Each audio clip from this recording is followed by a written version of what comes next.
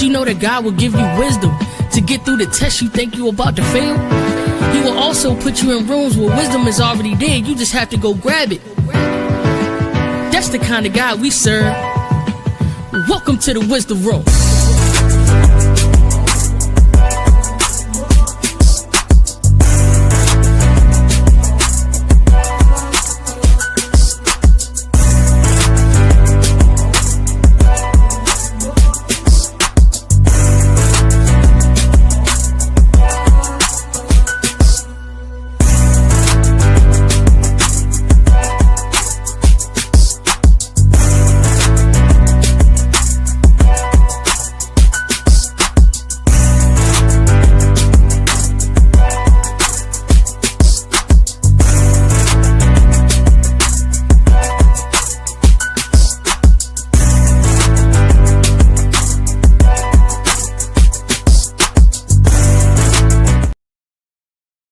Welcome, ladies and gentlemen, to the Wisdom Room podcast. I'm your host, Brandon Crump, and I want to welcome you all to episode 21, A Wise College Athlete. My guests tonight have an amazing testimony about their high school careers, their recruiting process, and transfer portals and NIL experience as well. And tonight they're going to come on and share their experiences. They're also going to talk about their relationship with God, and I'm blessed to have them on today. My first guest is a 21-year-old senior wide receiver at Roanoke College in Roanoke, Virginia. Born and raised in Brown Store, Virginia, he played many sports but fell in love with football at an early age. Playing youth football for the Warriors organization, he then moved on to Northumberland football program through middle and high school, making a name and an impact on both sides of the football. His senior season, he made second team All-District and first team All-Conference. He also had an outstanding career in track and field, going undefeated in the 4x100 and winning states and taking home second team All-Conference in the long jump in his junior year. After graduation, he went to Bluefield University and transferred to Roanoke College to play wide receiver for the Maroons, and he will be completing his senior year and majoring in sports management. His relationship with God and his faith are a priority to him, and he carries that with him wherever he goes. Please welcome to the Wisdom Room podcast, Mr. Marcus M.J. Bromley. What's going on, brother? How you feeling, man?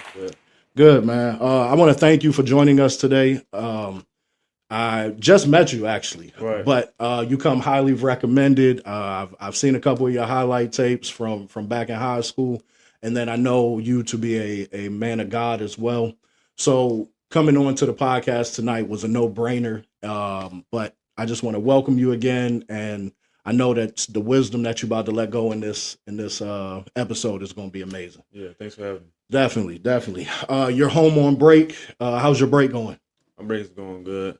When I was in college before I came, I was making like a list, like, of what I wanted to do when I came for home for the summer or whatever. And I feel like I'm completing that list. Yeah. You know what I'm saying? It started off rough a little bit, a little shabby, but I got my stuff together and I pulled through. Amen. Well, we're happy to have you home, man. I know the community is very proud of what you're doing. And, you're in your senior year in college. And that's big because a lot of college athletes don't go the whole 4 years. So for you doing that and staying consistent is good work, man. So we're proud of you. Definitely was not easy. Yeah. I'm telling you that now, it wasn't easy. My first year at Bluefield was like, you know what I'm saying? I thought it was going to be a breeze because it was a lower level college. Mm-hmm. And I went there with one of my boys, Antoine, and also Kashawn and CJ. Don't forget about them. Mm-hmm. But it was a rough first year. Yeah. Because I was balling out at practice, thinking like, oh yeah, I'm balling out against the first team defense. You know what I'm saying? And then I still don't get playing time. Still don't get dressed out. And then that whole first season, I didn't really play at all. My second season at Bluefield, I started because some of the older cats left or whatever. But I ended up getting the start position in wide receiver, balled out, had about 300 plus yards, 30 catches, you know what I'm saying? And I feel like I should have stayed another year. See what I'm saying? Because that was only my first year actually getting a touch for it, getting a real feel for it on the field. But I feel like I should have know what I'm saying, stay another year, get another year of development. You know what I'm saying, to better myself for another season. So what actually made you make the jump and transfer over to Roanoke? So coming out of high school, I didn't really get the publicity. I didn't really get the, you know what I'm saying, the looks that I wanted because mainly because of my grades and stuff like that. But I made that jump.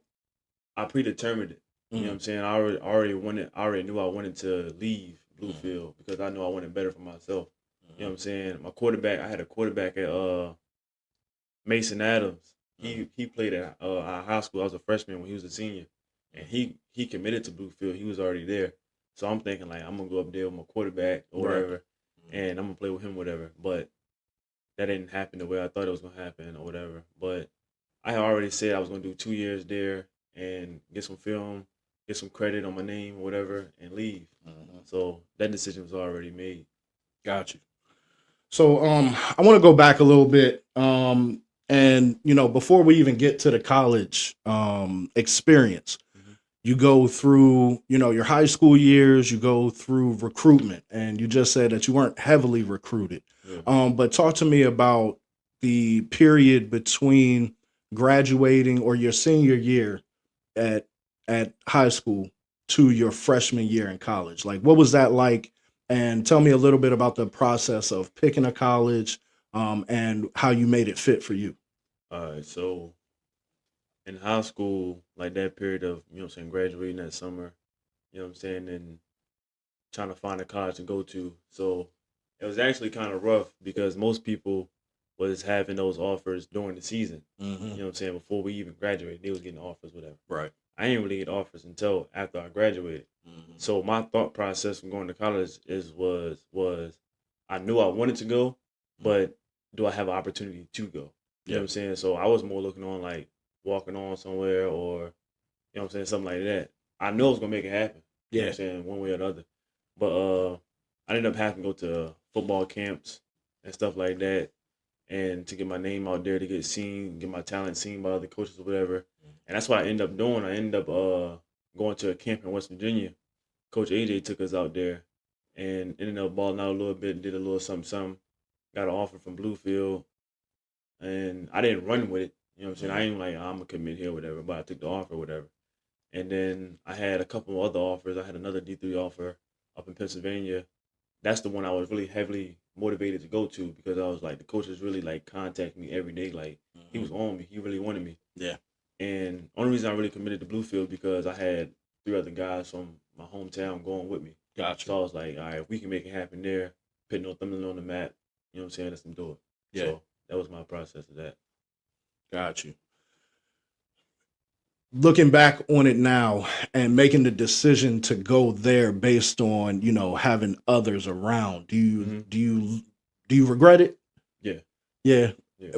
Mainly because it wasn't your choice, it was a choice of the group. Right. Yeah. So at that point, you go to Bluefield, it ain't really your vibe. I mean, you didn't play your first year. Second year, you got a little bump, balled out. Tell me about the transfer process, because when I was in school, there wasn't no transfer portal, there wasn't no NIL, there wasn't nothing like that. So talk to me a little bit about what the transfer process looks like. So transfer process coming out of Bluefield. See, this the part where I feel I should have stayed another year because I would have had more film, you know what I'm saying? And I think my film lacked yards at the catch. That was my biggest thing that coaches was telling me or whatever in the transfer portal while I was in the transfer portal. So I got a couple good offers in the transfer portal, but they didn't stay in contact with me. So I didn't feel comfortable with, you know what I'm saying, like going there if the coaches really weren't really feeling my vibe or whatever. Right. So it was last minute. I had 3 D3 offers. I know one of them was North Carolina. I forgot the name of it, but it was two in North Carolina, and then Roanoke hit me up like literally last minute. Like last minute. So one of the coaches that hit me up, and he was like, I like your film, you know what I'm saying? We're gonna rebuild college because Roanoke haven't had a team in decades. They hadn't had a football team in decades or whatever. So they ended up bringing the team back, or whatever, starting to rebuild. They had a season before my last season at Bluefield, they had their first season. Okay. It was like a little like a JV season basically, or whatever. Yeah. They didn't really have nobody to schedule. So I'm looking into this college before I really fully commit or whatever. So I'm looking to the college, the campus, the graduation rate, and the film on the football team, the atmosphere and all that. I'm like, that's a good college. You know what I'm saying? So I kept in contact with the coach, whatever. Like, he literally texts me every day. Nice. Like, every day. And that made me feel comfortable from going or whatever. He did his job as a recruiting coach, honestly. Yeah. And I ended up going there on a visit. Boy Kels, he was in school already. He was up in Bryant. But me and my other group, went up there. One of my other boys, he went to Virginia Tech. So we stayed at his crib because Virginia Tech and Roanoke 30 minutes away. Okay. So Coach AJ took us up there, whatever. We stayed at his crib, and then we went on the visit.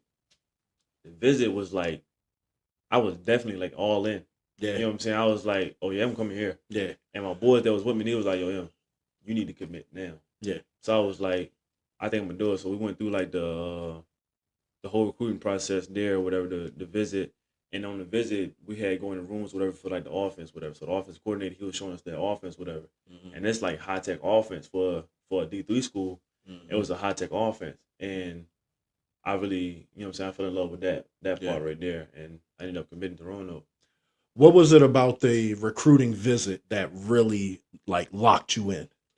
It locked me in. So I had a dude from Bluefield that transferred to Roanoke. We weren't really that tight, but seeing a familiar face, you know what I'm saying, made me feel like, all right, cool, I can do this. Because like I went to Bluefield with familiar faces, right? But going to Roanoke, I was by myself. Yeah. So it was one of them things where I wanted to lock on a new journey by myself. I was like, I feel okay with going here by myself and starting something new on my own or whatever. Like, and it was more than football for me, honestly. It was being around a new atmosphere by myself, getting new people, getting new connects and stuff like that. I wanted to unlock a better version of myself. So it was more than just football or whatever. And Roanoke really gave me the opportunity to do that. You know what I'm saying? Yeah. You spoke a little bit about the grades that you didn't have in high school, and then moving into Bluefield and then going to Roanoke. What does the academic side of college for a student athlete look like? It is, I can say it gets tough. Yeah. You know what I'm saying? Because like you got different parts of the season where you don't have football and you got school. You know what I'm saying? The only part that you have football with no school is fall camp. You know what I'm saying? So the academic part is, I would say I really have to stay more focused on my grades when it comes to dealing with my grades in class and with football. Because at Roanoke, I'm not gonna lie, we have meetings after meetings after meetings after meetings, like with football. Then you got weights. So then I schedule like counselor meetings and advisory meetings on that stuff to stay on top of my stuff. So I got about 8 meetings in one day plus class. Wow. And schoolwork. So it's like, it's really tough. You know what I'm saying? So I had to like map it out where I had to do my meetings, have to do weights, practice, eat. You know what I'm saying? Because sometimes I go a whole day without eating. Wow. You know what I'm saying? Especially if I miss breakfast. Breakfast is that's my go-to. I gotta have breakfast on my day. Yeah, definitely. MJ, what's going on, brother? How you doing, man? I'm good, man. You're back home visiting. You know, you away at Roanoke and doing your thing up there. But I wanted to come out here and talk about your high school career, growing up in Brown Store, and then coming out here to Northumberland and playing football and running track, man. Tell me about your experience here in Northumberland. So like you said, I grew up in Brown Store.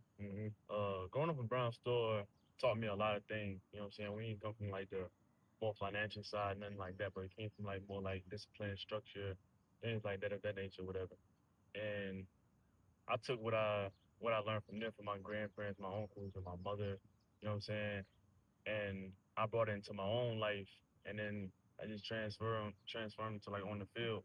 So get into football, like in Northumberland, whatever, it was always a thing. You know what I'm saying? Like at first it was like basketball, or whatever, but then football was always that thing. You know what I'm saying? Like playing in the front yard with your cousins. We had heck of cousins. I don't wanna say, you know, Yeah. that, but like we had a lot of cousins or whatever. So it's like we would play like 7v7 or like 8v8, you know what I'm saying? Whatever. And that started there. I always wanted to play running back. You know what I'm saying? I wanted to touch the ball quick. I ain't want to look, you know what I'm saying? So, but coming to Northumberland or whatever, well, I stayed in Northumberland already. But playing Northumberland football was like one thing I always wanted to do when I was a kid. Cause I remember when my older brother, he played over me, of course, and I wasn't even in middle school yet. You know what I'm saying? So coming to his practice with my mom and my younger brother or whatever, watching him play, watching my older cousins play, all of them on that field over there. And I was just watching. I would do the little drills and the tire and stuff. I just couldn't wait for my turn. Yeah, you know what I'm saying? So, and then that led to coming to the football games on Friday night, of course, whatever. It was always packed out. Like, bleachers was packed. The walkway was packed. Everything was packed. You know what I'm saying? So I'm like, I can't wait till my turn, you know? So then JV year, my first year, Coach James, he coached us, Coach James and my cousin Ziggy. Yeah, he coached it. They coached us or whatever. We had a good squad, great squad. And that was one of my favorite years of football, honestly. And not just because of stats or nothing like that. It was like the energy that year brought us or whatever. And well, I remember vividly we had a home game.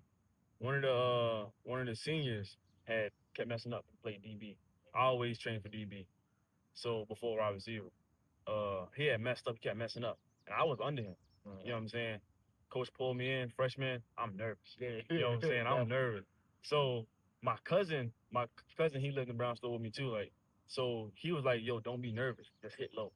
He said, "You may be smaller than anybody else on the field, but just hit low."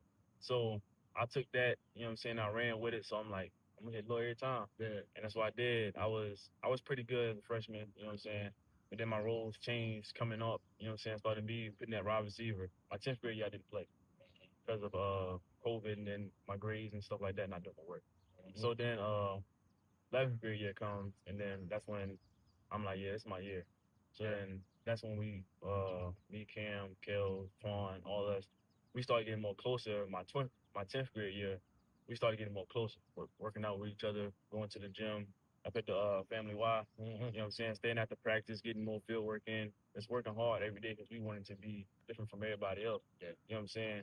And a lot of the younger people and kind of the older people looked up to us because like they like we ain't doing this. You know what I'm saying? After practice, they going home, shower, eat, whatever they do. Yeah. You know what I'm saying? But we was dedicated to putting that work in because we want to go to the next level. So, yeah, it was a group of four, you know what I'm saying? And we stick together all the time. You know what I'm saying? We still do to this day. And we just was like so motivated by each other. We motivated by the game. We motivated by everybody else that we seen, whatever. And we just kept on going. We just kept going. 12th grade year, it's like the balling year. You know what I'm saying? Everybody trying to ball. Senior year. Yeah, everybody trying to ball. So 12th grade year, I played DN. Like 11th grade year, I played DN too. But I mainly played DN. I played wide receiver too. But I didn't get the ball much. You know what I'm saying? But that doesn't matter to me. But I balled out at DN. You know what I'm saying? I'm getting better as my second year. So now I'm like really good at it. And I'm averaging probably about 4 or 5 tackles a game. So something like that. And then I ended up getting first team, second team, and then that was that. You know what I'm saying? For my high school career, for real. Yeah. You also was on this track too. Oh yeah. Talk to me about what track and field was like. So track took me a long time to even get on the track. Yeah. So I can remember during middle school, my boy Cam, they would run track, they played basketball. I didn't start playing middle school sports until 8th grade. Okay. I was shy. I was a shy kid. So when it came to the track, I didn't even believe in running the track stuff or whatever. But it came up when I started playing, started taking football serious, and it was like, yo, you should run track to get faster for football or whatever. So like, cool. So all my boys doing this, I'm like, all right, I'm gonna do it too. So then my freshman year, I was doing track, whatever. We was all out here, whatever. And then that's when the COVID hit. So school was out. Yeah. So then 10th grade year come, and I wasn't eligible to run track. You know what I'm saying? Even though I was practicing all that, then they told me the day before the meet, you can't run. Wow. So I was like, all right, cool. So then my 11th grade year, first year actually won in the fall season. So a little nervous, you know what I'm saying? But I wasn't that nervous because I didn't really know what to expect. You know what I'm saying? By like getting a certain time, whatever. You know what I'm saying? So I just went out there, you know what I'm saying, with my group of four, you know what I'm saying? Me, Markel, Cam, Twan. and we just was having fun for real. You know what I'm saying? Just letting our talent take over. And my 11th grade year was a okay year individually wise. You know what I'm saying? Like the 100 and the 200 or whatever. The 100 wasn't my rate. I ain't gonna lie. Yeah, the 100 wasn't my rate. Yeah. But the 200, cause I'm a build up speed guy. Like I hit that curve, I hit that curve come around, then I'm building speed. That was my race. So I fell in love with the 200. I fell in love with long jump because I could jump. You know what I'm saying? Of course. And those two events was like one of my favorite events. And I wanted to go all out. And I remember like staying at the practice, even for track. We stayed at the practice track. Coach A. Lou, he would like, you know what I'm saying? He would just work with us. Or, like he had no other choice when it came to that form. Right. Like he just had no other choice. He was like, you want to stay active for practice and help us get better. You know what I'm saying? So we did that every day. I can remember staying on the track after, because we was on the way to States, our 11th grade year. It was the week of States. We stayed on the track all day after practice. We ended up running at States, our first time at States, 4x1. And I wasn't even nervous anymore. You know what I'm saying? I'm like bigger crowd than usual, but I was nowhere near nervous. I was excited because I knew we was gonna win. Yeah, like I knew we was gonna win. And we get to States or whatever, and we sitting in the little like they had the bleachers with the tent on top of it, and we sitting there waiting for like our group to get called, and we get ready. Me and my boys, we huddle up, we talk to each other or whatever, and we break out, go to our marks. I'm looking back because I was second leg. So I ran the straight. Twan, he ran the curve to start it off or whatever. I'm looking back at Twan, but I was nervous when we started, right? Because so they had Twan all the way in the back because we was in like the farther lane. We usually ran lane 4. That was our favorite lane. So they had Twan in the far lane. So I'm like, he got a long way to run. He fast, so he made it. Like he made up for it. So now it's up to me, you know what I'm saying, maintain the speed or whatever, maintain our position. So I did that, I did my part. That was one of my best runs all season. Right. Kel handed off to Kel, he third leg. He smoked. Some of the dudes fell, some dudes dropped the baton, other dudes just weren't fast enough. By the time we got to Cam last stretch, it was easy. You know what I'm saying? One. I was so excited. Winning the States was so excited my 11th grade year. 12th grade year running track was I had a rough start. Honestly, I had a rough start my 12th grade year. I remember my first meet was at Rappahannock and ran the 100 whatever. I did okay. Like I told you, it ain't my run. But long jump, I was excited for long jump my 12th grade year whatever because now I'm getting bigger and stronger. So I'm thinking I'm going to get better jumps or whatever. My first jump, I hyperextended my knee and it scared me. I said, hey, Coach A. Lou, I don't think I'm doing this no more. And it messed my knee up. So I opted out of the long jump, and then that's when I went to do high jump. So I started doing high jump or whatever. So Coach A. Lou started training me to do that, started getting better at that a little bit. I didn't really have much time to get really good at it because my 12th grade year. So the highest I ever jumped was probably like 6 foot. That was the highest I ever jumped. I ain't gonna lie. That ain't no small feat, bro. Nah, it's not. It's not. Don't say it like it's you know. Yeah, that's the highest I ever jumped. But I really should have. I think I should have started off with high jump my 11th grade year because I got actually good at it for real. Yeah. Question. So, if you could give any advice to maybe some middle schoolers or high schoolers in the midst of it now, what kind of advice would you give to the youngins? I would just let them know to stay focused. You know what I'm saying? First and foremost, don't be like me. Keep your grades up. You know what I'm saying? I wasn't no dummy, but I was just a goofy. You know what I'm saying? I goofed off a lot. Right. But I would say keep your grades up, number one. Pick God first. Let's put that first. Let's pick God first. Yeah. Because without him, without prayer, ain't nothing possible. You know what I'm saying? You may seem like you getting through life by luck or whatever. It's going to be luck because without God, it's going to be luck. But I would say pray and then stay focused. When you set goals for yourself, just, you know what I'm saying, be determined to, you know what I'm saying, accomplish those goals and keep moving forward. And have a good friend group.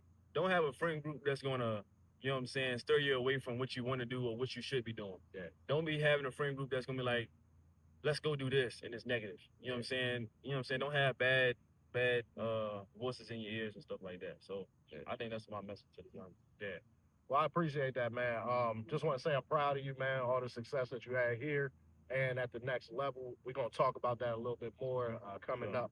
But I appreciate you coming out here, returning to the space where them lights came on, right? Yeah. But we'll be right back. Thank Yeah. On the academic side, you're majoring in sports management. Yes, sir. Talk to me a little bit about what that looks like for you, and what your vision and your goals are on that side of your major. So I just changed my major to sports management. At first I was doing business at Bluefield, and then I did business at Bluefield. Then when I came to Roanoke, I started off at kinesiology because I wanted to be a physical therapist. So found out that didn't work for me because of the class that I was in. It was like, I'm not gonna say way above my level, but I don't think I was ready for those. You know what I'm saying? Science and all that stuff.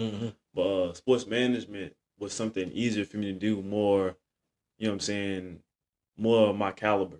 You know what I'm saying? Something I can understand more or whatever. But I don't honestly know yet what I'm gonna do with that. You know what I'm saying? Yeah. So I'm just gonna be honest and keep it there. Yeah.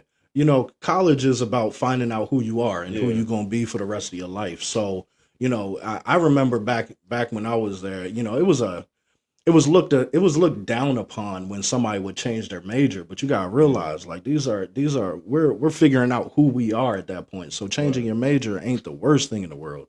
But it used to be like a cardinal sin back then. Like, you just wasted all these years. And on the other side of it, though, learning who you are, learning what you want your career to be is not, you don't figure it out at 18 and go right into it at 21. You know what I mean? It does take a process to learn who you are, what you like, and what path you want to take. So don't let nobody tell you that you wasted any time, man. You got to go through some things to figure out what you like and what you don't like. So, but I wish you well on the sports management side, because it's a lot of routes that you can take with sports management. Do you know what route or what your end goal might be? My end goal, college wise, honestly, I just want to graduate. Yeah. I just want to graduate. Yeah. You know what I'm saying? I had a talk with me and my boys. I had a talk with an older cat, and he was like, main thing you want to do is graduate. Yeah. You know what I'm saying? Because from where I'm from, ain't too many people got that college degree. So it's like, I just want to, you know what I'm saying, finish strong. One thing my boy kept telling me, he was like, just finish. He said, don't make it all the way this far to not finish. So my main thing is, like, I just want to graduate. I am a new coming barber. Yeah. So I cut hair, and that's one of the things I want to do. You know what I'm saying? After I finish college, I want to, you know what I'm saying, keep pursuing that. Yeah. As to be a barber of my own barber shop, go to barber school. You know what I'm saying? Do that. When I was looking you up, I found your main page, but then I found your barber page, man. Yeah. I can appreciate good form on with the Clippers. My first episode, I had Red Ant Fauntleroy on the show, and he's a very technical barber, so that it goes a long way. So I see you doing your thing out there, man. Thank you. I seen you had Markel on the joint on one of the pictures, so cleaned them up pretty clean. Yeah. Appreciate it.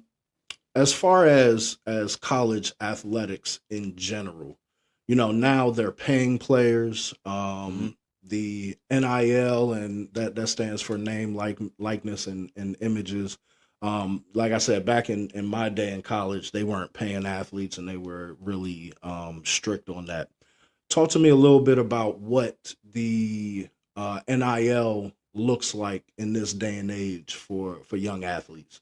So for me, D3 lower schools really don't, you know what I'm saying, they don't really pay you for real. But like from outside looking in, I feel like it's pros and cons. It depends on how the athlete choose to use their NIL, how they choose to, you know what I'm saying, use their funds or whatever. But I feel like, more importantly, if a student athlete is going to go 4 years into college, I feel like he should be getting paid something. Yeah. Because first of all, you out, you know what I'm saying, you out a distance away from your family. You know what I'm saying? You don't want to go 4 years with no ends. You know what I'm saying? Or depending on your family or whatever. So I feel like NIL, you know what I'm saying, comes in handy to those who got it. You know what I'm saying? Yeah. I wouldn't say I wish that I had NIL, but I think I'm okay without it. You know what I'm saying? Because at the end of the day, it can change people. It also can change people like perspectives on lives and their character and stuff like that. So I feel like I'm in a better position where I don't want that. You know what I'm saying, on me right now. I come from a, you know what I'm saying, type of lifestyle where you gotta go get up and go get it. Yeah. You know what I'm saying? I don't really want anything handed to me, but also it's like if you put in that work at practice, you put in that work after practice, you deserve some type of something. You know what I'm saying? But I feel like it's not a bad thing. NIL. Yeah. You know, the NCAA went nuts when they had that ruling, and you know, a lot of the boosters and the higher ups at these universities kind of made it a whole thing, because for years they were just making all this money and not having to pay the players. Right. And you know, that, like you said, it's a grind. And I'm with you when I say that, or when you say that, you know, they deserve some of the men, Yeah, man. They're definitely. getting up and grinding and going and getting it, like you said. So yeah, I mean, but it's a whole different ball game, like I said, from back when I was, you know, going to school. So I want to speak on that again yeah, go for it. because one thing me and my roommate from Rome though we was talking about is like some people like when we come home for like summer break and stuff like that, they or when we at college and your family checking in on you like, and they like, what you doing? I'm tired. Yeah. You're like, where you tired from? You ain't doing nothing. You ain't working. And it's like, all right, so you try to get up 5 o'clock in the morning every morning and go put your body through total hell. You know what I'm saying? Every morning, not only just your body, your mind too. You know what I'm saying? Because then you got to go to class. You got to learn. You want to pass. You know what I'm saying? Because you gotta pass to get on the grass. Let's put it like that. You know what I'm saying? So you got to pass to get on the grass. I like that. So it's like you got to do that, but it's like people that don't go to college or whatever, they look at it as like, yeah, college folks got it easy or whatever. Like you ain't got nobody to worry about. You ain't got nobody to worry about but yourself. The whole time it's like it's a mental battle going through college alone. Yeah. You know what I'm saying? So it's a lot. Talk to me a little bit about the mental stresses that college weighs on you. So the mental stresses that weighs on me is like, number one is passing in class. Yeah. You know what I'm saying? Number one, like at first, my first year, it was about football. I'm trying to get on that field. You know what I'm saying? Because I didn't put so much work in the 4 years in high school, and I'm trying to get on that field in college. You know what I'm saying? So at first, it was that. And then I'm like, I also come from getting good grades before the COVID thing came. You know what I'm saying? I was getting good grades. And even afterwards, I was too. But it's like I was always hard on myself, and my mom was hard on me about getting good grades or whatever. But the mental thing in college is like you gotta stay focused and you gotta stay on yourself. You know what I'm saying? One thing I do to keep my mental straight in college, and I've been doing it since I was at Bluefield, I always journal. I always write my thoughts down. I find me a spot on the campus. I put my headphones on, I listen to my music, and I zone out. Yeah. I give my body and my thoughts to God, and I just zone out. Man. And then it's like you're going to sleep, but you ain't sleep for real. You know what I'm saying? And it's like I like to do that at least a couple times out the week when I got time to do it. And you know what I'm saying? I don't really comprehend the Bible when I read it. If somebody else to read it, I can comprehend it. But I got a daily devotion book that I read daily or whatever, and that gives me a more understanding about God and Jesus and their work. You know what I'm saying? So those are things I keep my mind straight when it comes to college, because it really is a hassle. Amen, man. That's powerful right there, man. Because you can't get through it without God, and He's there to take some of them stresses off. So you found a great outlet for yourself personally for journaling, and just, you said, giving your body and your spirit to God and letting him do his thing. And that's amazing for what are you, 20, you said 20, 21? You figured it out early, and that's going to take you pretty far in life, man. While we're on the subject, I want to talk about where God fits into your walk, your athletic journey, how your spirit is while you're up there in college. Where does God fit in your life? So God fits in my life where in the morning when I first wake up, my eyes still closed, and I'll be like, thank you, Lord. You know what I'm saying? Because at first, going through life, the first thing I did when I wake up, what everybody do, grab their phone. And I seen a video on Instagram, it was like, stopped doing it. It was in Elite Chopper. He said for the first 2 hours in the morning, he don't touch his phone. And I tried to do that for so long, and I battled with it, whatever. But now the first thing I do when I wake up in the morning is I thank God. You know what I'm saying, for waking me up, putting the fresh air in my lungs or whatever, to beat my heart. You know what I'm saying? And he comes in where I try not to call on him when I'm doing bad. I try to keep him in my life while I'm doing good. Yeah. Because some people, you know what I'm saying, they would only pray when things are getting bad, or only thank God when things are good. But I try to maintain God in my life every day. You know what I'm saying? I pray for bad days to get me through to the good days. You know what I'm saying? Because life we live, you're gonna have a bad day. Yeah. You know what I'm saying? So I pray for the bad days to come. You know what I'm saying? So things like that, he come to my life, like athletic wise. I don't really pray on that type of stuff. You know what I'm saying? I really pray on like characteristic stuff. You know what I'm saying? The athletic stuff is gonna come, whatever, but you know what I'm saying, game time come, whatever. I do pray, you know what I'm saying, to be protected and stay safe, whatever, stuff like that, whatever. I can't lie, I do that. But I mainly pray over my own, you know what I'm saying, my own body, my own soul, my own mind, stuff like that. Man, that's amazing. You pray for your character. Yeah. That's man. Again, at 21, you're ahead of the game, because a lot of people will miss that part. And so for you to do that on a daily basis, it's definitely a testament to your path, your experience, and where you're going in life. So I thank you for that answer, man. So I got one last question for you, man. And I ask this to everybody who comes on the podcast before they leave. But what do you want your legacy to be, as far as your athletic career, as far as who you are spiritually, who you are as a man? What do you want your legacy to be? Honestly, I want my legacy to be, that question is still in the works. You know what I'm saying? I ain't really got that far yet. But a little piece of it is like, I want my legacy to be something like you remember MJ doing that every time you step foot in that place. You know what I'm saying? Every time somebody stepped foot in that particular spot that I was at, whether it's on the practice field at the Northumberland High School, whether it's at the Y in the gym, in the basketball court, or wherever at, I want my presence to be known from even when I'm not there. You know what I'm saying? And just people knowing that I had a great work ethic. People knowing that I had great intentions on doing things. Yeah. You know what I'm saying? And like, as far as like legacy left behind for my kids and stuff like that, that's gonna come in the future. You know what I'm saying? I ain't got that far yet. But I want to be known as like that hard working person that never gave up. He had determination and he had integrity, all that stuff. Like, you know what I'm saying? He never gave up no matter what happened. You know what I'm saying? Because I done been through so much in my life where I just had no other choice but to keep going. And other people looking in, they like, he better give up. Whole time I never gave up. Nice. I have never gave up in my life. And I won't. I won't be remembered as that. I don't skip all the jury, the cars and the fame and stuff like that, but it's like I really want to be remembered as that person that never gave up.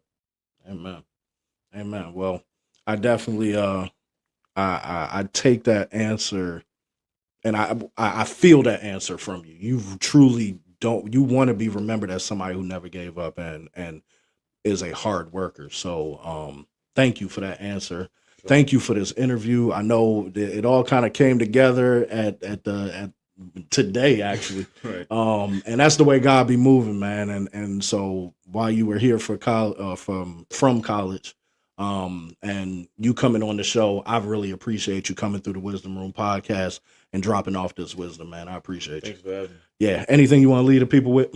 I don't know, man. Love yourself. Real. Yeah. Love yourself, love God. Amen. I appreciate that, man. All right, thank you. Yeah, definitely. We'll be right back.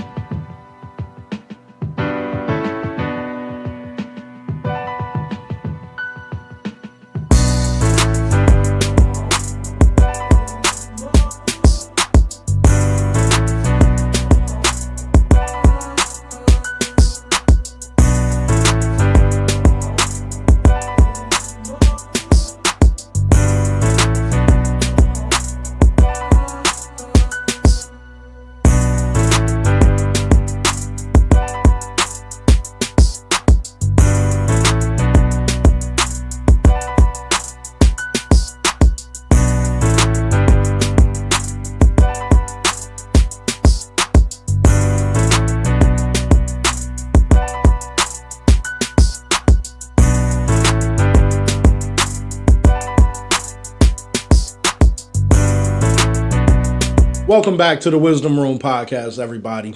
I'm here with my next guest. My next guest is a 20-year-old junior running back from Heathsville, Virginia.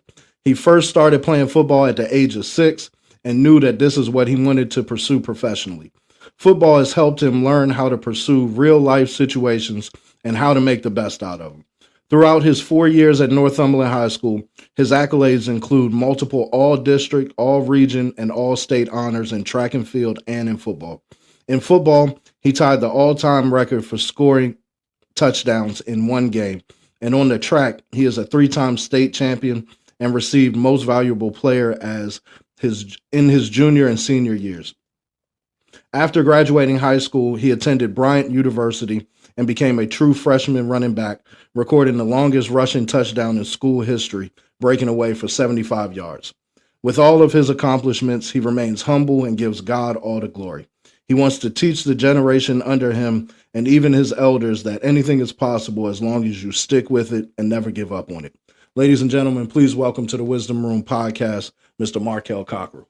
What's going on, bro? How you feeling, man? Good. Man, it's good to see you. I remember being at graduation. I think that's the last time I seen you. And knowing that you was getting ready to go off to college, seeing your senior year in football and track and field, man, you was definitely electric out on the field and had some motion. So you came home for break, and this actually all came together last night. So the way God moving already, man, I just want to say I appreciate you coming on and doing this interview with us. Yes, sir. I'm glad to be here. Definitely. I told myself I wasn't going to do no interviews while I was at home because, about 5 different people asked me, can I come on and do some interviews? But Wow. I said I want to just chill and come home and, relax because, the season coming up. So I just wanted to chill, relax, get some work in with the boys and just come home and chill. But something told me I couldn't even do that. So Yeah. I just got to come on here and speak about some things and hopefully help some people out. Man, and that's what it's all about, man. And I appreciate you setting that aside. I don't know what made you do it, but we appreciate you coming on, man. Yes, sir. So you did your whole 4 years here at Northumberland, like I said, and lit it up. Talk about the rushing touchdowns, all the accolades. But let's go back a little bit when you first started playing football. Tell me what it was like at 6. All the way up until high school, and what really made you fall in love with the game?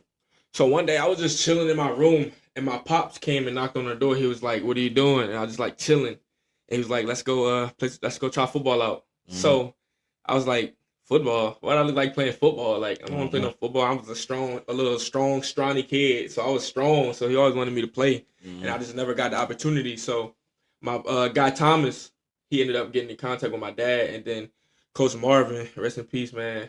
Missed that guy to death. But they wanted to get in touch. So I just went up there, Warsaw one day for the Warriors. Well, it was the Raiders at the time.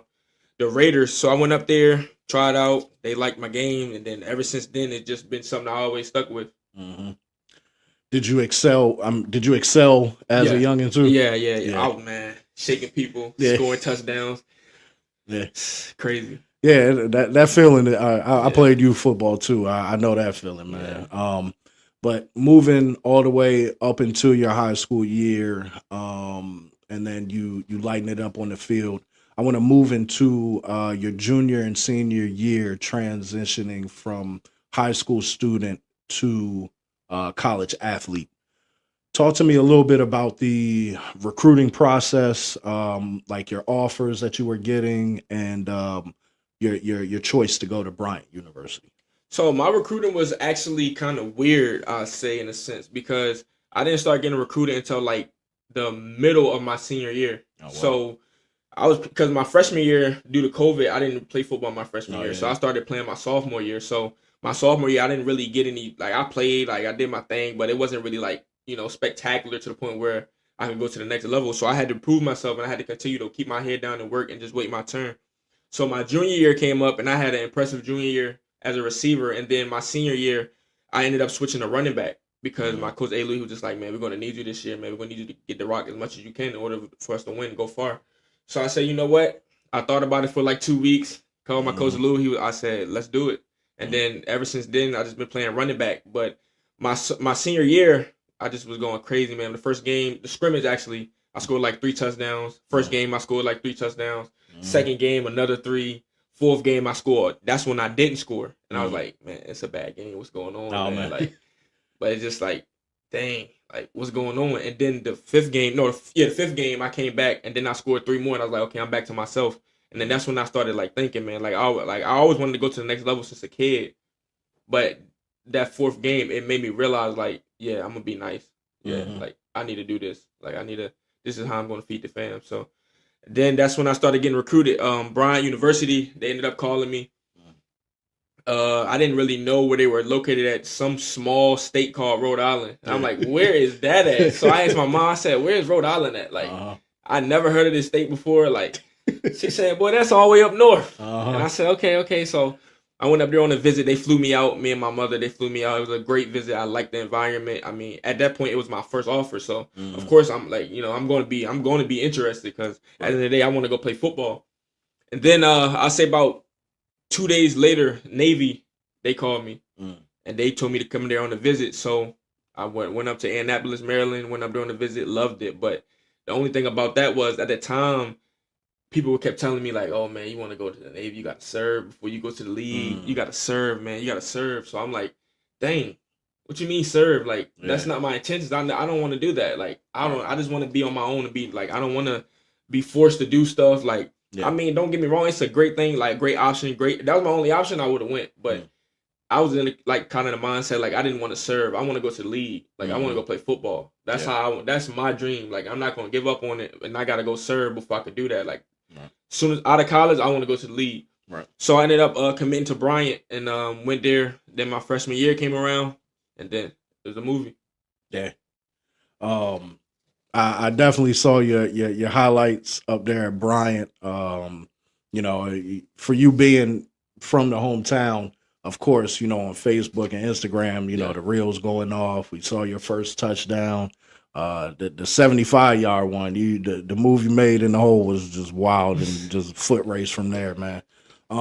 Speaking of foot races, the track and field experience that you had as well, you definitely fast. I've seen it firsthand. But talk to me about how track and field fits into your football regimen. Okay, so believe it or not, most people don't know this, because they never been taught this or like actually tried it out, but track incorporates into football because like how are you going to get fast? Like football, they train speed. Like don't get me wrong, they can train speed, they can do this, but why do that when you can go get fast on the track and also be doing another sport and also show that you can do more than just football and like you can be coachable in anything else too. Because like at the end of the day, coaches want to see, can you be coachable? Are you coachable? Do you know how to listen? Do you know how to take notes? Like every day in football, like when I go to a meeting, I got my notebook and pen pad ready, water bottle ready, because I'm showing them my gratitude and I'm showing them how I'm interested until I want to do this. So like I say, most people don't know about track, but believe it or not, that's how people actually get offers is from track and incorporating that speed and showing that, you know, athleticism. And then, definitely being a dual athlete will take you a little further than just being a single athlete. Right, exactly.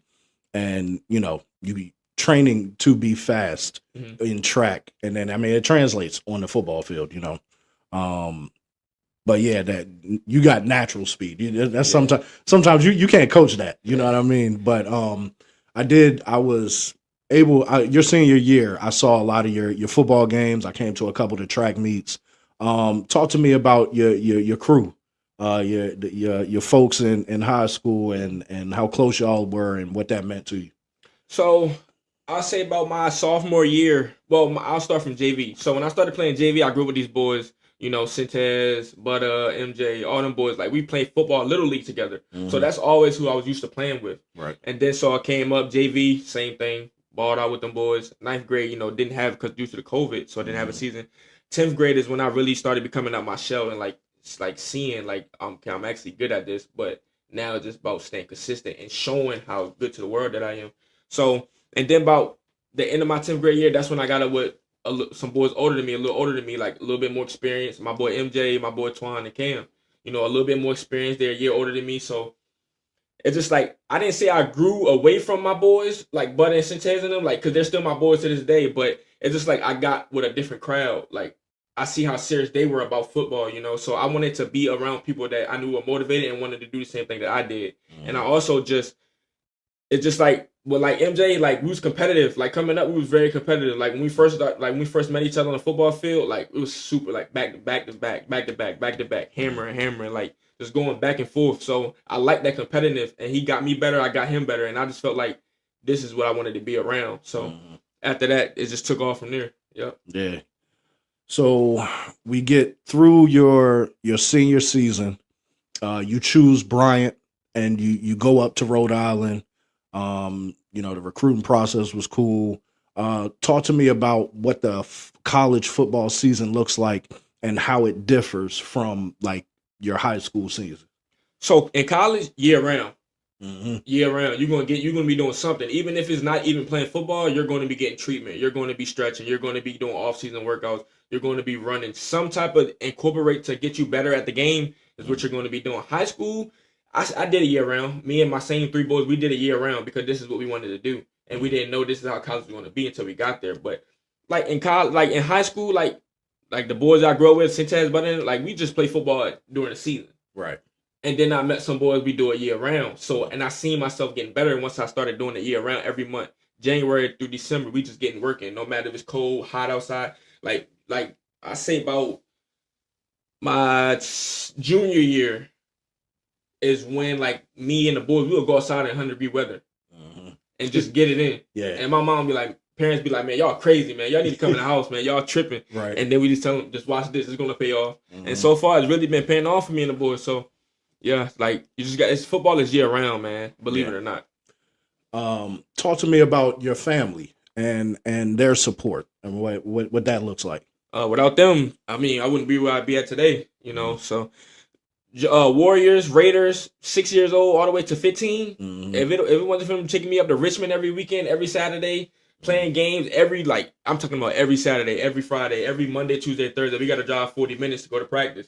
You know, so it's just like without them sacrificing all of that and just taking turns, my mama couldn't take me, my grandma taking me. My grandma couldn't get me there, my dad getting me. My dad, my granddad. So if it wasn't for like them sacrificing what they got to do and giving up what they got to do sometimes to take me to practice or games, it wouldn't even be possible where I'm at today because I wouldn't love the game the way I do. Yeah. So they definitely play a big role. And I call my mom every day when I'm at college. I call her almost every day. Yeah. And just tell her like, thank you.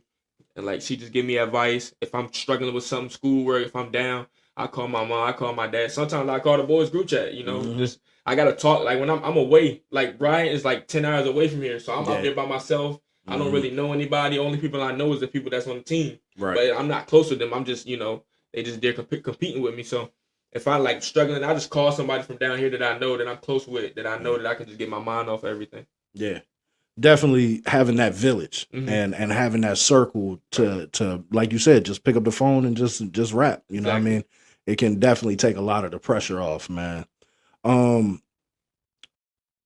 I've seen your mom post like when she be coming up to the games and it's definitely love and you got a great family, a tight knit family that supports.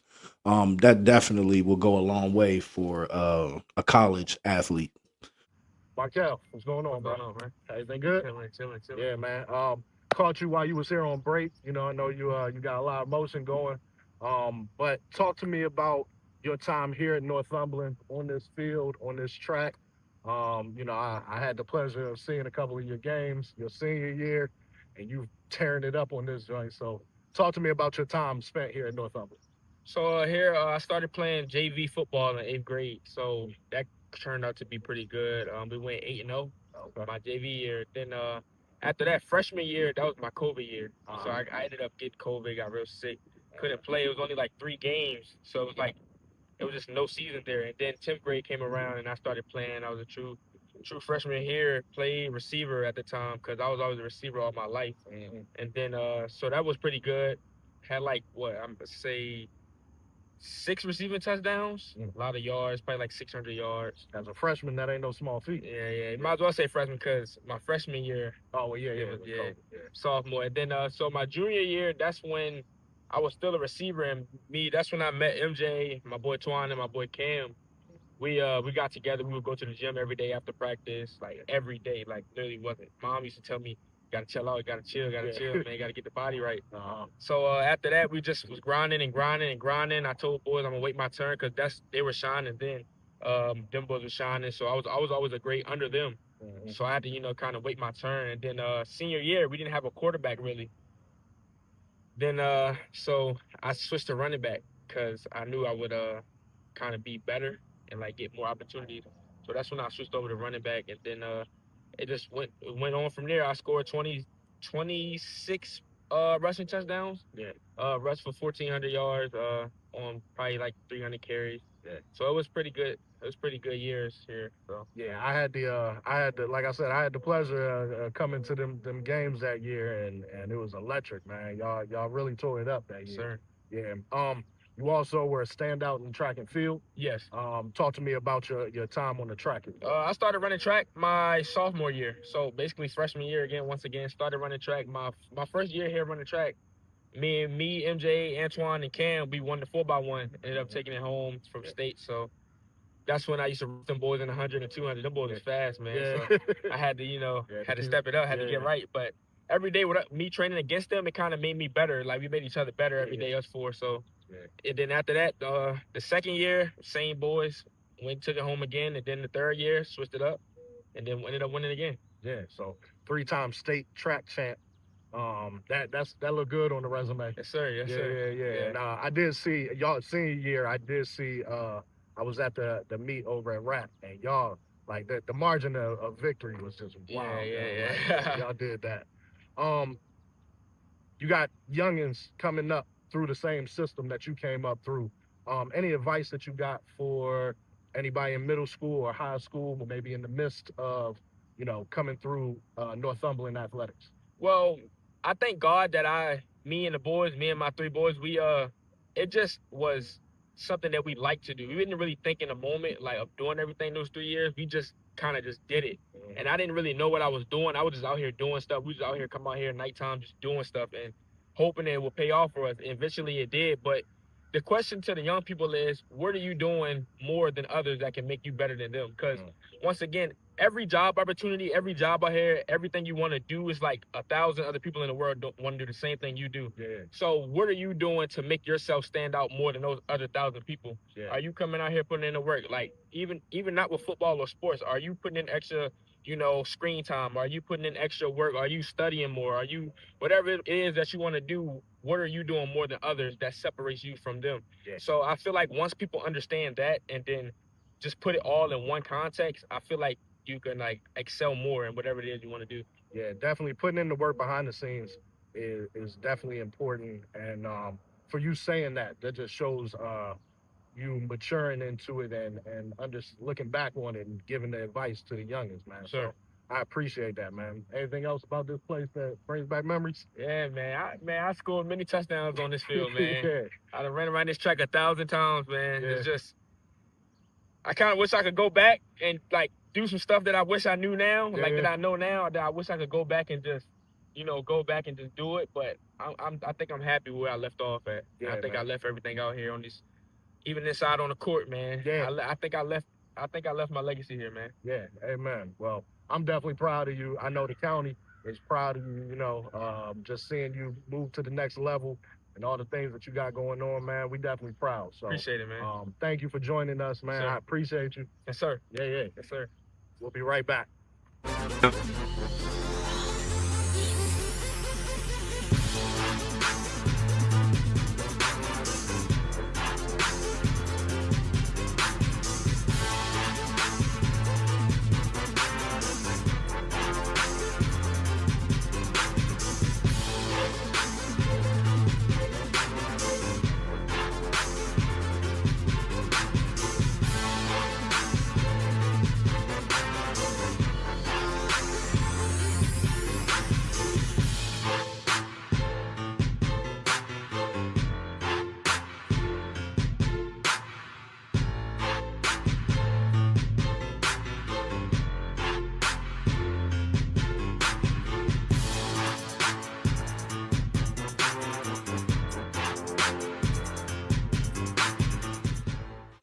I want to talk about.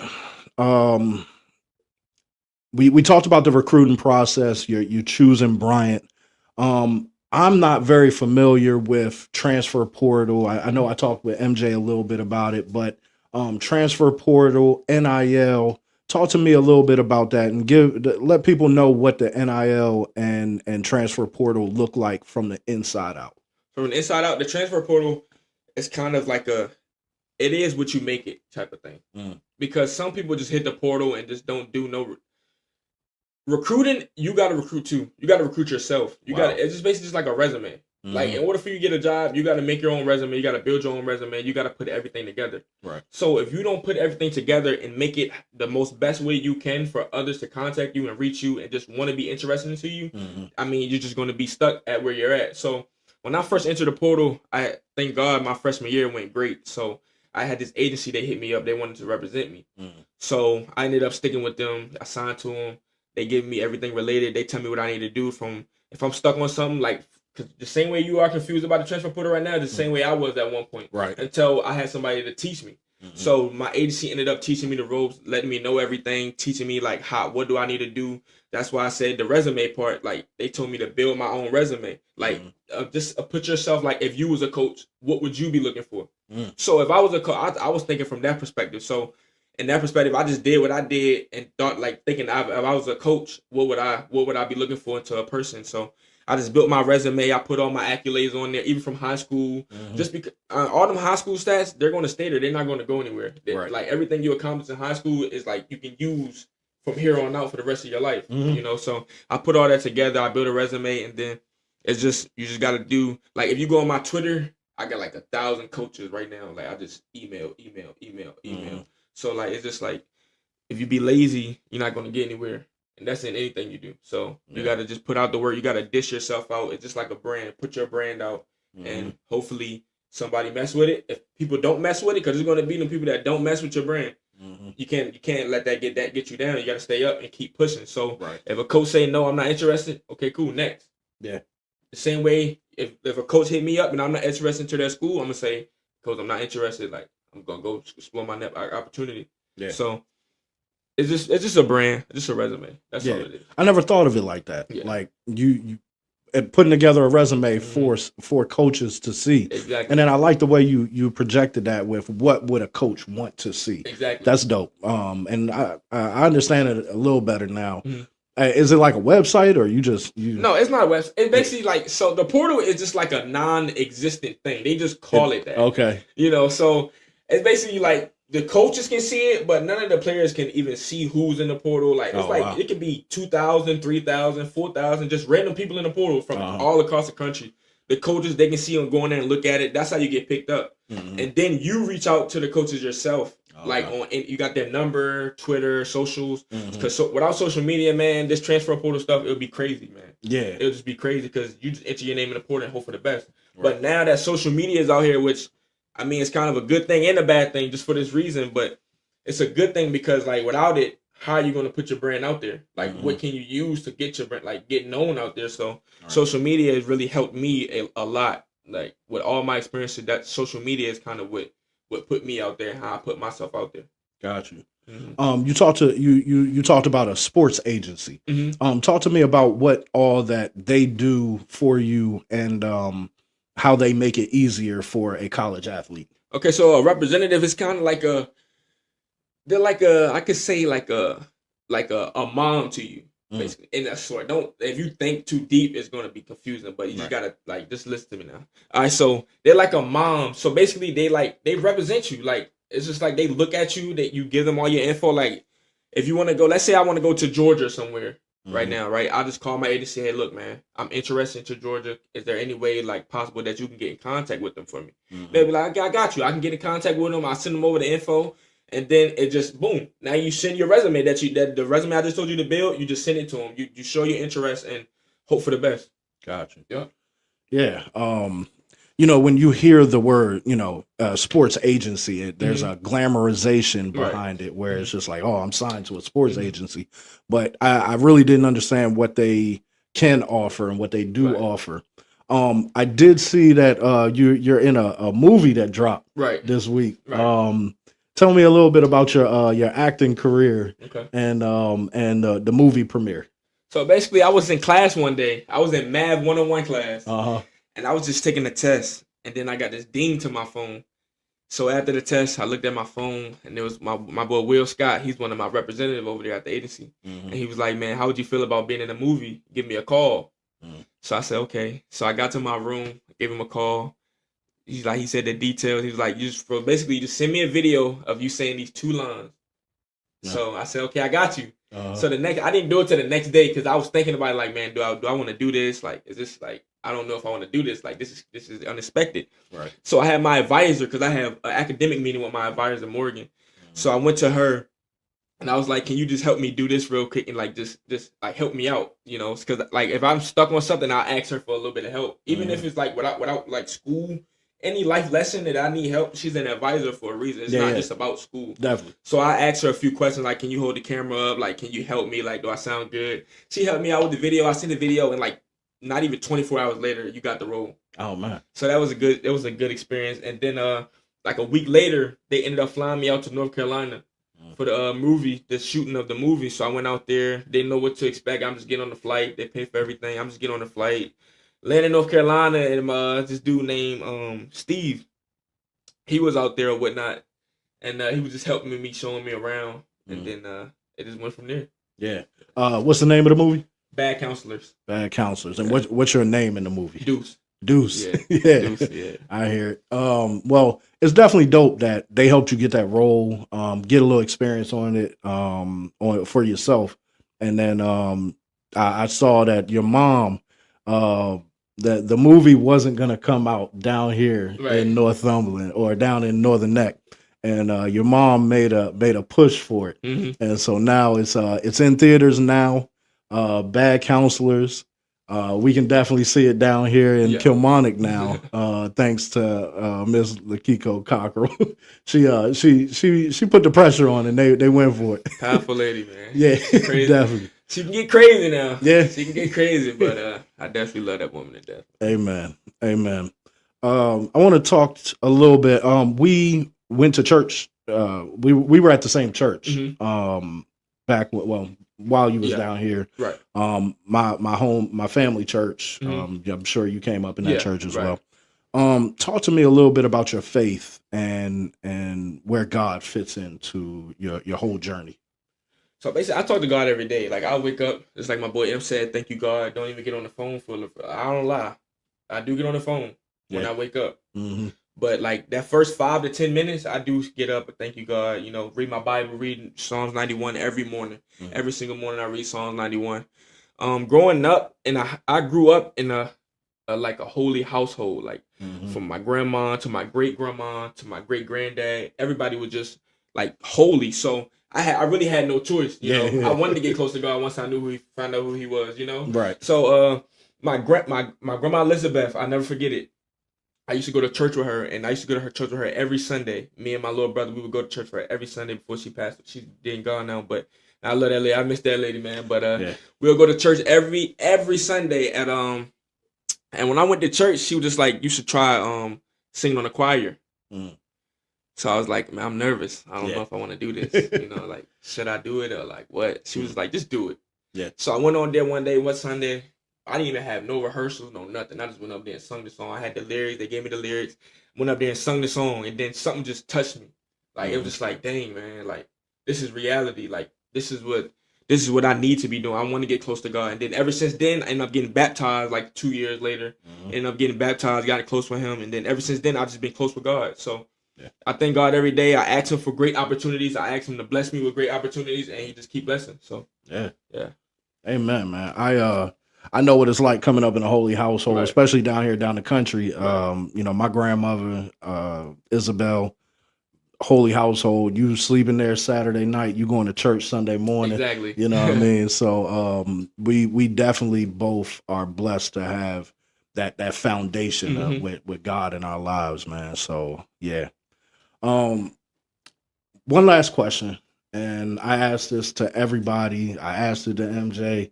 And I'm going to ask you as well, what do you want your legacy to be when it's all said and done, you know, with your athletic career, with your spiritual essence, how do you want to be remembered? I want to be remembered by, just like my boy M said, I want to be remembered, but like when I'm not in the room, I want my name to be spoken up in a good way, in a great way, actually. I want my name to be there. Like, I just want to, like, my legacy, I want to grow up to lead people and lead. I want my legacy to lead, even when I'm not here anymore. I just want to be led. Like, I want to lead. Like, I want to lead people into the right direction, and just, like, it's so much, like, believe it or not, it's so much danger around here now, bro. Like, and it's like so many kids just growing up without, like, that, you know, it's just normal for kids to not have fathers anymore, or like fathers being gone, or just growing up in the wrong household. So like, I just want to be led. I want to lead to a point where kids can just go the good path. You know, I don't want kids to grow up and just want to be dangerous, or want to carry guns, or want to just smoke weed, or get high every day. Like, it's not cool. Like, it's just not going to help the community. So I want this community where I grew up at, I want it to go back to where it was about 20 years ago. When they peaceful retirement homes, people come here when they retire. Like, I just want to lead people. I want my legacy to lead. Yeah, man, that's a great answer, man. And you're right. The dynamic has changed, man. It's there is a different level of danger down here now, and it's you know, I grew up coming down here for the summertime. You know what I mean? Like, you know, I'm from Maryland, but I would come down my grandmother's house, stay, and we had no worries down here, man. Exactly. And now it's different. You know what I mean? Like, you gotta. I don't even know how to explain it, but it's home. Right. You know? Exactly. So, yeah. I appreciate you taking the time out, especially when you said that you weren't gonna do no interviews, and then the way this came about, man. I really appreciate you coming on, sharing your testimony, sharing your wisdom, and giving advice for folks coming up. So, you want to leave us with anything? At the end of the day, man, like I say, bro, take the right path. To ladies and gentlemen, like, just take the right path. Even if you don't think it's right, just don't give up. Just keep going. Like, just keep trying. Like, at the end of the day, everything isn't going to go in your favor. And that's the way it's supposed to be. Like, just because you try something and don't work out the right way, it'll work out the right way if you keep trying. Trust me. Man. Now, that's wisdom, man. I appreciate your time, man. Yes, sir. Okay. Good to see you again, man. Keep balling. Keep doing your thing, man. We'll be watching. But I appreciate you coming on, man. Yes, sir. I appreciate you having me. Yeah. We'll be right back. Up the gut. Here's Markiel Cockrell, the freshman. He's past midfield. There he goes. A man that Chris Merritt has called the fastest guy on the field. Scores for the Bulldogs. A first down and goal from the 7 for Bryant.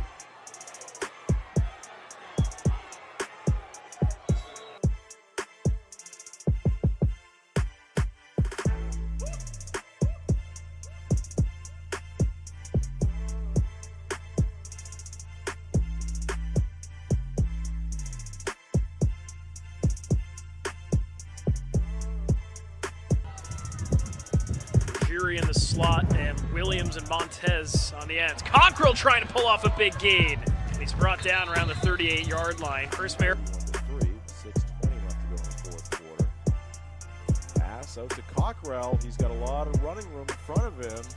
And he'll be run out of bounds. Go out there. Second half doesn't matter. Right, as opposed to just tucking tail and roll it over. You know what? George by NCUA.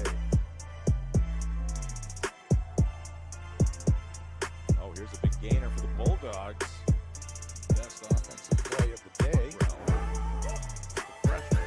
He's out of Peaksville, Virginia. First carry for him. A nice little run there. Different jersey today.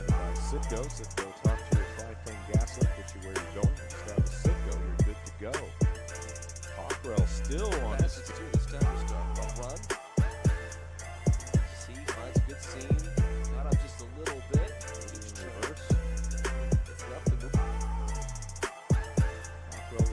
Big hole straight up the middle. I mean, look at last week they played an Albany team that last year was advanced a lot in the FCS playoffs. I mean, they were a team. Fans would like to forget, or at least if they had the opportunity to redo that one right now here today, because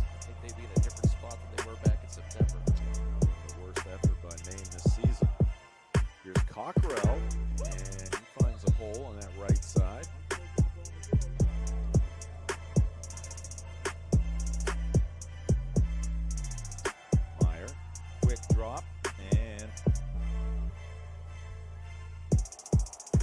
nice. Here's a give to the other freshman, Markiel Cockrell, and he'll be brought down.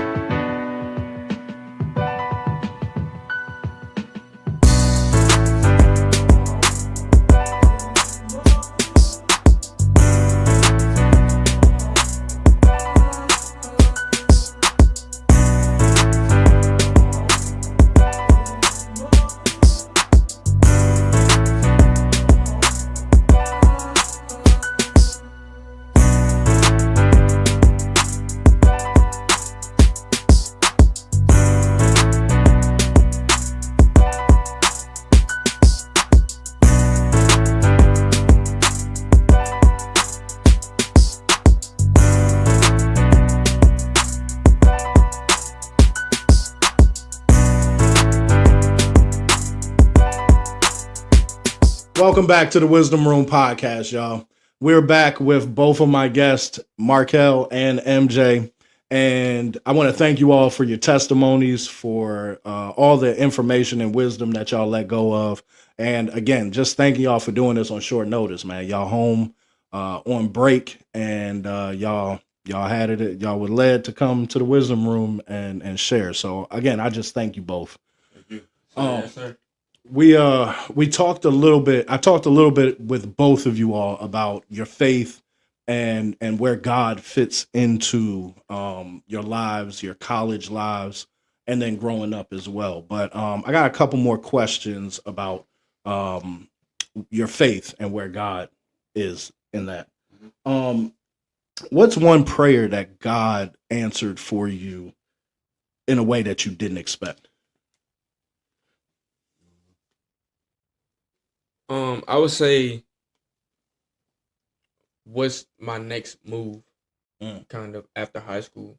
Okay. Because I know I wanted to play football, but where would I end up at? Like, I could play football anywhere in the world. Yeah. So he kind of answered, like, am I going to be close to home, far away from home? Where am I going to be at playing football, and how can I adapt to it? So I feel like he answered my prayer on how to adapt in a new environment. I would say that, yeah. Got you. MJ? I would say answer one of my prayers when I prayed for kind of the same thing Kel just said. Like, I wanted to know what would happen next. You know what I'm saying? And he kind of showed me that it's like, it ain't going to happen the way you want it to happen, but you're going to have to adapt to where I'm going to make it happen for you. So that was one of the prayers that he answered for me as well. I like that because, God will show you the next step. And, if he gave you the whole thing at one time, you probably wouldn't be able to manage that. Right. But he gives you a little bit at a time, and you take that one step that he needs you to take, and then he gives you another one. So revelation it sounds like what he graced y'all with, and that's definitely important. And for you all to see it and understand it at the young age that y'all are, that just proves, y'all was paying attention to church. Exactly. Yeah. What's something God had to remove from your life before he could elevate you? I'll go first. He had to remove selfishness. And at one point in my life, I wasn't really like the type of person selfish like you would think of, like, oh, I'm doing for myself and F everybody else. It was more as like, I'm just worried about myself because I don't know how to take care of nobody else. And at one point in my life, I had to realize, like, I don't need that. I need to up my characteristics, and I need to do for others, because that's what God wants. You know what I'm saying? He want us as his children to do for others when we have it. You know what I'm saying? If I have the ability to do it for somebody else, why not do it? So I had to build that characteristic with myself, and like, I'm like, all right, if I can do it for you, whether it's a ride to the store, you know what I'm saying, whether it's $5 extra in your pocket, you know what I'm saying, I'm going to do it for you. So that's one thing that he took away from me, was selfishness. Markel? For me, I would say he would have to remove, like, I would say overthinking. I did a lot of overthinking, man, and also negative people. I figured out who was around me that was really for me and who wasn't for me. So once he removed the people that I asked him to remove from me that I knew wasn't for me, and he did that, I kind of elevated and I took another step, and he surrounded me with people that was on the same mission and path as me. Man. So yeah, thank God for that every day. Man, that's powerful, man, because when you do have the wrong people around you and you don't ask God to remove them, they're gonna sit there and they're gonna stay there and they're gonna just suck the life out of you. Exactly. Before I mean, but you gotta ask for these kind of things to be removed. I had to ask God before I even knew who they were. Man. Funny. Yeah. No, that's real right there. What's one thing you all learned about God through competition that you couldn't have learned anywhere else? That's a great question. I would say through competition, he taught me confidence in a way. Not in a way of like, oh, like that I can do it. I'm the only one who can do this in a way, but in a way that I know that it's other people in the same mission and that can do the same thing that I'm doing. But how am I doing it better than them? Because me and you can do the same thing right now, but can I do it in a better way than you? We will never know until I see you do it, which is you're my competition. So once I see you do it and then I look at you and I reminisce off you and then I do it my way, I know what not to do and what to do. So it's kind of piggyback off the last question. The people in front of me, they show me what not to do and what to do. So yeah, I would say that confidence and stuff like that. Gotcha. One thing that God taught me through competition was don't compete with others. I don't compete with other people. I compete with myself. Wow. And I always strive to get better. You know what I'm saying? I really don't compete with other people. Like, I just compete. I'm just gonna keep it there. Yeah. You know what I'm saying? Man. That's yeah. I mean, the first competitor starts in the mirror. Yeah. You know, you gotta be able to face that person in the mirror and know, and that's your real competition. Sometimes we fight battles in our own heads, like you was talking about, you know, where the overthinking. And when you defeat that person, that's when you really able to elevate, man. Like, that was a great answer.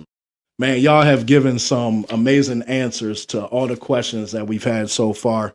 But it's time to go into my favorite segment here on the Wisdom Room podcast, Rapid Fire Wisdom with MJ and Markel. We're going to ask you all questions back and forth, and you all give us your most rapid, most wise answer to the questions. All right? Okay.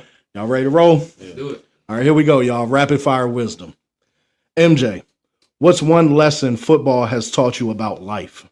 Like I told you earlier, never give up. Markel, what's one lesson God taught you this year? Be yourself. MJ, one piece of advice for the athlete who's thinking about quitting. Don't. Markel, one piece of advice for parents raising young athletes. Lead the way and not in a negative way. MJ, what's one habit every successful athlete should have? Schedule. Markel, what's one prayer you pray before every game? Keep me safe and protected. MJ, what's one thing you hope people remember about you after football? Never gave up. Markel, if you weren't playing football, what sport would you compete in? Basketball. MJ, morning workouts or night workouts? Morning. Markel, favorite Bible verse? Psalm 91. MJ, one word that describes your faith? Humble. Markel, one word your teammates would use to describe you? The one. MJ, what's one thing college taught you outside of the classroom? Time management. Markel, what's the biggest adjustment from high school to college? This is real. MJ, has football ever challenged your faith? Yes. How so? I pit football over top of God. Markel, what's one way you stay grounded during success? Staying level-headed and knowing what's up against me. MJ, what's one thing God has God is teaching you right now? To stay focused. Markel, what's one goal you have outside of football? Acting. MJ, if you could train with any current NFL player, who would it be? Stephon Diggs. Markel, what's one lesson you learned the hard way? Cockiness. Finish this sentence. Football has taught me How to persevere. my biggest challenge has been Confidence. God continues to. Bless me. I know I'm on the right path because I see goals that I'm accomplishing. wisdom is. Key. Success is. Hard work. Success is failure. Elaborate. If you fail, how can you succeed? If you don't fail, how can you succeed? Basically learning from your lessons, learning from your failures to succeed. And that, folks, was rapid fire wisdom. Man, But you gotta run that back. He said, "This is real." The one. Man, y'all gave some really amazing answers, though. You know, it's hard to believe that you all are as young as you are, but you know, you all speak with the wisdom of elders. Yeah. And the way it was brought up. The way it was brought up. Yeah, yeah, definitely.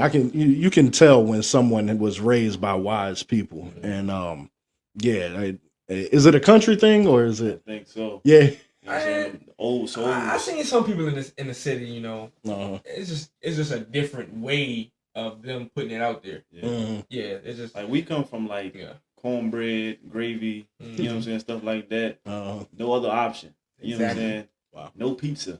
You know what I'm saying? Stuff like that we gotta deal with. You know what I'm saying? That explains itself. No Merc. Oh man, let me stop, man. Man, well, we've reached the end of the episode, and you know, I'm proud of y'all, man. Let me just start with that. I'm proud of both of you all. You are young black men who have a great mindset and a great work ethic, and that's definitely going to take y'all places, man. So I want to reiterate for y'all to never lose those two things. And then the foundation that y'all were built on has God in it, and that's number one. So I pray that you all continue to elevate, to do what God has purposed for you all. And I just thank y'all for coming through and dropping wisdom. We're proud of you as a community. We're proud of you all as young black men in this season of your life. And we pray blessings over you all's careers and your progression, man. Do y'all want to leave us with anything? Say love yours and love all.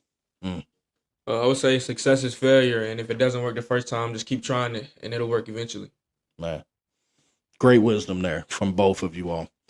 I want to thank you all for joining the Wisdom Room podcast here tonight. I want to thank my guests, Markel and MJ, for their amazing testimonies. And I want you all to go like, follow, subscribe, follow these young men, and support them in any way you all can. Thank you for joining the Wisdom Room podcast. I'm your host, Brandon Crump. Peace and blessings.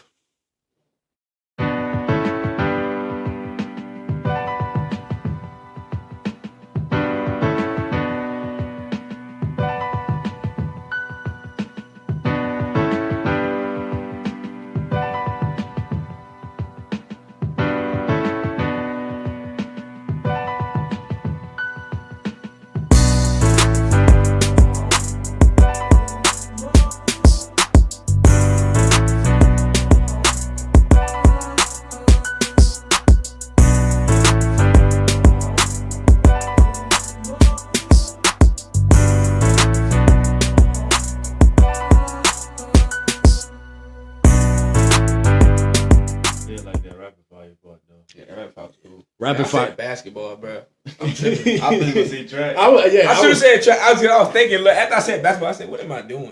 When you said track, right? Basketball. I was reading the joint and I was just waiting to hear track, right? And then I was like, "What other sport would you do?" And it was like basketball, and I was like, I was just going freely, bro. Yeah, Anything over the top. Nah, but that's what. But rapid fire wisdom. When we came up with it, I think we was probably like 5 or 6 episodes in, and just looking for a segment that we could throw in there. And when I came up with the name of it, we just went from there. And then she didn't do it for this episode, but Mo usually comes up with the questions, and they be some powerful questions. And when actually she came up with the rapid fire questions, so but it puts people in a, a lot of times people will give you this long drawn out answer, but them rapid fire joints are meant to, bam, I need 2 sentences real quick. You know what I mean? Yeah. Put you on the spot. Like, don't. Yeah. The one. Yeah, the one like, for real. What would you? I gotta get that part, bro. I gotta get that part, bro. I gotta get that part. That was good, man. Yeah, man. I appreciate you, man. I appreciate you, man. Yes, sir. Yeah, thank you. Yeah, man. Definitely.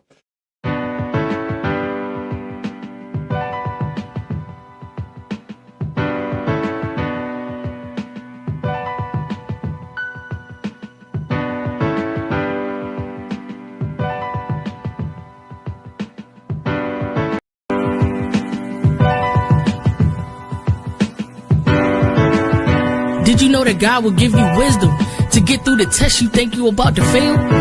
He will also put you in rooms where wisdom is already there. You just have to go grab it. That's the kind of God we serve. Welcome to the Wisdom Room.